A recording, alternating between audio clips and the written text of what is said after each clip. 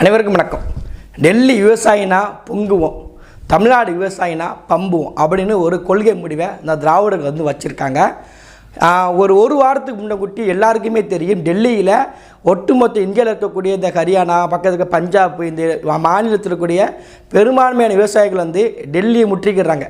இந்த டெல்லியை முற்றுகிடும் போது அங்கே இருக்கக்கூடிய பாசிச அரசாக இருக்கக்கூடிய பாஜக அரசு விவசாயிகளை டெல்லிக்குள்ளே வரவிடாமல் தடுப்பதற்கு பல கட்டமான நடவடிக்கை எடுத்தாங்க.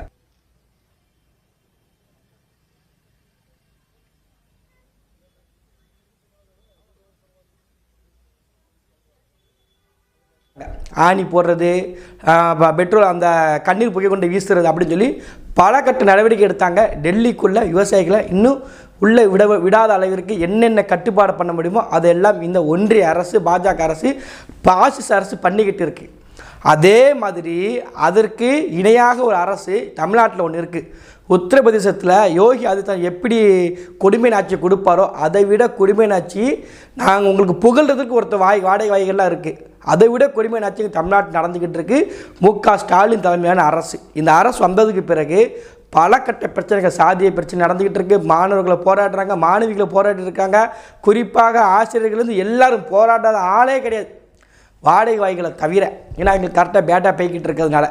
இப்போ பார்த்துக்கிட்டிங்கன்னா ஒரு மாதம் முன்னாடி எல்லாருக்குமே தெரியும், மேல்மை விவசாயிகள் திருவண்ணாமலையில் இருக்கக்கூடிய மேல்மை விவசாயிகள் அங்கே இருக்க சிப்காட்டை வந்து நீங்கள் வந்து விரிவாக்கம் பண்ண போகிறாங்க, 3வது பாட்டை தொடங்க போகிறாங்க சொன்ன உடனே எங்கள் நிலங்கள் பாதிக்கப்படுது, விளைநிலங்களை அழித்து கார்ப்பரேட் கம்பெனி தொடங்க வேண்டாம்னு சொல்லி அங்கே உள்ள மக்களுடைய போராட்டமாக இருந்துக்கிட்டு இருக்குது.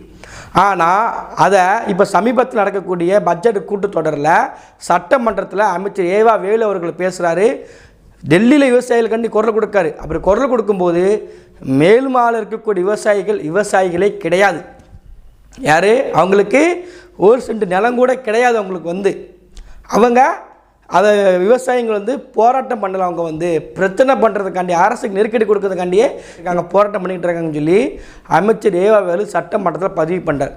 அப்போ அதை எதிர்த்து அங்குள்ள மேல்மை விவசாயிகள் என்ன பண்ணுறாங்கன்னா சட்டமன்றத்தில் நேரடியாக முதலமைச்சர் ஸ்டாலினை சந்தித்து மனு கொடுக்கணும்னு சொல்லி ஊர் மக்கள்லாம் போகிறாங்க. ஆனால் அந்த அரசு என்ன தெரியுமா பண்ணுது?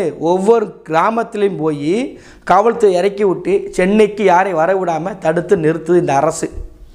எப்படி பாசிச அரசு டெல்லிக்குள்ளே வரவிடாமல் தடுத்து நிறுத்திச்சோ, காவல்துறை வச்சு தடுத்து நிறுத்திச்சோ,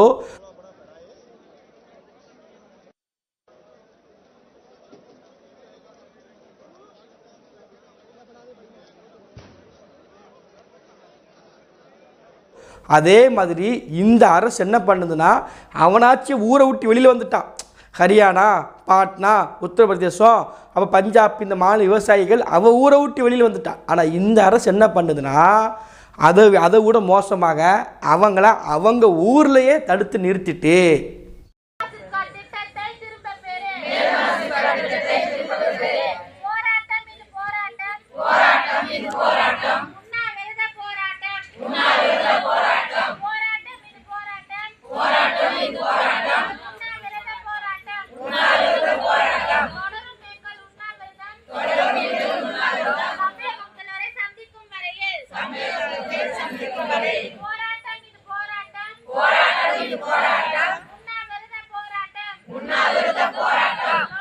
எப்படி நிறுத்திட்டாங்க? ஊருக்குள்ளேயே தடுத்து நிறுத்திட்டாங்க. அந்த விவசாயிகள் அன்றைய தினத்தில் உண்ணாவிரத போராட்டம் எடுத்தாங்க. நாங்கள் காத்திருப்பு போராட்டம் நடத்த போகிறோம், முதலமைச்சர் எங்களை சந்திக்கணும், நாங்கள் முதலமைச்சர் பார்க்க போகிறோம், இந்த மேல்மா சிப்காட்டுக்கு நிரந்தரமாக தடை விதிக்கணும். குறிப்பாக அமைச்சர் ஏவா வேலு பேசுகிற இந்த ஒரு கடுமையான வார்த்தை இருக்கு, விவசாயிகள்னு சொல்லி சொன்னார் தெரியுமா, இந்த வார்த்தையை அவை குறிப்பிலிருந்து நீக்கணும்னு சொல்லி மேல்மா விவசாயிகள் போராடிட்டு இருக்காங்க. ஆனால் இங்கே இருக்கக்கூடிய திராவிடர்கள் இதை பற்றி கொஞ்சம் கூட யார்ட்டையும் பேசலை. டெல்லி விவசாயிகளுக்காண்டி உடனே பாருங்க, உங்களை அப்டேட்டாக பண்ணிக்கிட்டு இருக்காங்க. பேசும்போது பாருங்கள், கண்ணீர் புகை கொண்டு வீசுகிறாங்க. காவல்துறை கையில் பாருங்கள், அந்த ஆணி கையில் வச்சுட்டு இருக்காங்க. எப்படிலாம் வந்து பேரிக்காடை போட்டு மறிக்கிறாங்க பாருங்கள். சீனாவோட எல்லையை விட டெல்லி எல்லை ரொம்ப பாதுகாப்பாக இருக்குங்க. அப்படியெல்லாம் பேசக்கூடிய வாடகை வாய்கள் இன்றைக்கி மேல்மை விவசாயிகள் போராடுறாங்க. போராட்டத்தை இன்னை வரைக்கும் யாருக்கும் வெளியவே தெரியாது. இப்போ வரைக்கும் யாருக்குமே தெரியும். ஏன் தெரியுமா? இவர்களுக்கு விவசாயம்னாலே இவர்களுக்கு அலர்ஜி. ஏன்னா அது வந்து உழைக்கணும். பார்த்தீங்க, விவசாயம் என்னது? வேர்வை சிந்தணும், உழைக்கணும். அது மூலமாக மற்றவங்களுக்கு நம்ம உணவு கொடுப்போம், நிறைய நன்மைகள் இருக்கும். ஆனால் அந்த திராவிடர்களுக்கு அது பிடிக்கவே பிடிக்காது. விவசாயம் பண்ணால் அண்ணா சீமான் சொல்லுவாங்க விவசாய அரசு சொல்லி ஆக்கும்னு சொல்லும்போது கிண்டல் பண்ண இந்த ஹைனா கூட்டங்கள் இப்போ இந்த பட்ஜெட் கூட்டத்தொடரில் வேளாண்மை பட்ஜெட்டில் மதிப்பிற்குரிய அமைச்சர் பன்னீர்செல்வம் பதிவிடுறாரு, பட்டதாரி இளைஞர்களுக்கு வேளாண் சார்ந்த தொழில் பண்ணுறவங்களுக்கு 1 கோடி ரூபா மானியம் கொடுக்குறேன்னு சொல்லி அமைச்சர் பன்னீர்செல்வம் பதிவிட்டார். பட்டதாரி இளைஞர்களை வேளாண் தொழில் முனைவராக்கும் விதம் 2024-25ஆம் ஆண்டில் 100 இளைஞர்களுக்கு வங்கி கடன் உதவியுடன் கூடிய ஏதாவது ஒரு வேளாண் சார்ந்த தொழில் தொடங்குவதற்காக பட்டதாரிக்கு ஒருவருக்கு அதிகபட்சமாக 1 லட்சம் ரூபாய் மானியம் வழங்கிட 1 கோடி ரூபாய் நிதி ஒதுக்கீடு செய்யப்படும். டெய்லி ஒரு 3 கூட்டம் வரும். மாடு மேய்க்கலாம், ஆடு மேய்க்கலாம், நான் உன்னை அதாக்குறேன் இதாக்குறேன். யாரெல்லாம் நம்மள ஆடு மேய்க்க வர சொல்றாங்களோ, மாடு மேய்க்க வர சொல்றாங்களோ, அவங்க வீட்டுல 2 புள்ள இருக்கு, அவர்களை மேய்க்க சொல்லுவோம். நாங்கள் மருத்துவர்கள் தான் ஆவோம் என்பதை நீங்கள் உறக்க. ஏன் உனக்கு இந்த வேலை? நீ வாங்குற இந்த 10-5 பிச்சைக்கு இது தேவைதானா? அப்போ அந்த காந்தலட்சுமி ஒரு அம்மா சொன்னிச்சு, நான் சில பேர் சொல்லுவாங்க விவசாயின்னு சொல்லுவாங்க, ஆடு மாடு மேய்க்கணும்னு சொல்லுவாங்க, நான் என் குழந்தைய டாக்டர் தான் படிக்க வைப்பேன்னு சொன்னிச்சுல அந்த அம்மா. இப்போ அந்த அம்மா மூஞ்சி எங்கத்துக்கு வச்சுக்கிடும்? காந்தலட்சுமின்னு ஒரு அம்மா உட்காந்து பேசிகிட்டு இருந்துச்சு. விவசாயிகள்னால இவங்களுக்கு அலர்ஜி, பிடிக்கவே பிடிக்காது. விவசாயிகள் சொல்லிட்டாலே என்ன விவசாயம் பேசிகிட்டு இருக்காங்க, உழைக்க சொல்கிறீங்க. இப்போ வேறு வரும்ல உங்களுக்கு. இவங்க எங்கேயாவது வேலை பார்த்துருங்க. கீழ் எந்த விவசாயம் வேலை பார்த்தாரு, சுயவிவரப்பன் எந்த வேலை பார்த்தாரு? சுயவிவரப்பட்ட கட்சியில் ஒரு கட்சின்னு ஒரு தொடங்கியிருக்க ஒரு இயக்கம், மானக்கட்டை இயக்கம்.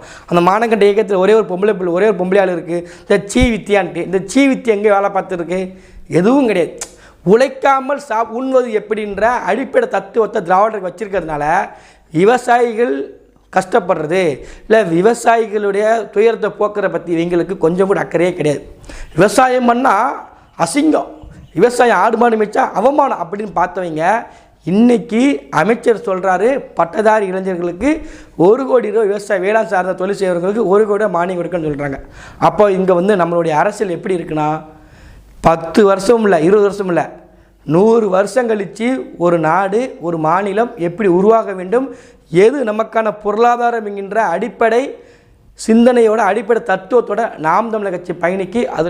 This is how you speak like a leader. I am calculating not in terms of the next election. That's no trouble. 68, no trouble.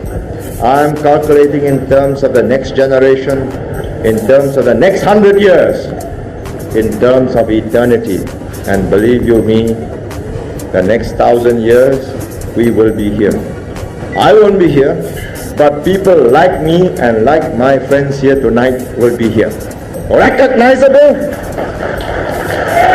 identifiable. 1000 years from hence. 200 ஆண்டுகள் கழித்து என் இனம் எப்படி வாழணும் அப்படிங்கிற ஒரு கனவு. பசி, பஞ்சம், ஊழல், லஞ்சம், கொலை, கொள்ளை, சாதிய இழிவு, தீண்டாமை, அடக்குமுறை, ஒடுக்குமுறை, பெண்ணி அடிமைத்தனம், மத போதை எதுவும் இல்லாத ஒரு தூய தாயகம் தமிழர் தேசம் படைக்கணும்னு ஆசை. இந்த கோட்பாடு இன்னைக்கு நீங்கள் எந்த கிண்டல் பண்ணலாம், புறக்கணிக்கலாம், நக்கல் பண்ணி பேசலாம். ஆனால் அதோட தத்துவம் தான் இன்றைக்கி சட்டமன்றத்தில் பட்ஜெட்டாக இருக்குது. அதோடைய தத்துவம் தான் இன்றைக்கி கூட்டுத்தொடர்லேருந்து பல இடங்களில் பல கட்சிகள் அதனுடைய தத்துவத்தை எடுத்து வச்சுக்கிட்டு இருக்கு. நாம் தமிழர் கட்சி தான் நம்ம இன்றைக்குள்ள அரசியல் பண்ணல. இந்த காலகட்டத்தில் 1000 ரூபா கொடுக்கறது, பெண்களுக்கு மானியம் பஸ்ஸு கொடுக்கறது கிடையாது. 1000 வருஷம் கழிச்சு, 5 வருஷம் கழிச்சுலாம் சரி தான். இந்த மாநிலம், இந்த தமிழ்நாடு எப்படி இருக்க வேண்டும், நமக்கானது எப்படி இருக்க வேண்டும் என்ற கண்ணோட்டத்தில் விதித்த அந்த செயல்பாட்டு வரைவை தான் இன்றைக்கி சட்டமன்றத்தில் பட்ஜெட்டு கூட்டத்தொடரில் பட்ஜெட்டாக ஏறுது. பார்க்கும்போது மகிழ்ச்சியாக இருக்குது. விவசாயிகளை வாழ வைப்போம். இந்த திராவிடர்கள் இருக்க வரைக்கும் இந்த நாடு உருப்படாது. இவர்கள் ஆட்சியை கலைப்போம். தமிழர்களுக்கு வாக்களிப்போம். நன்றி, வணக்கம்.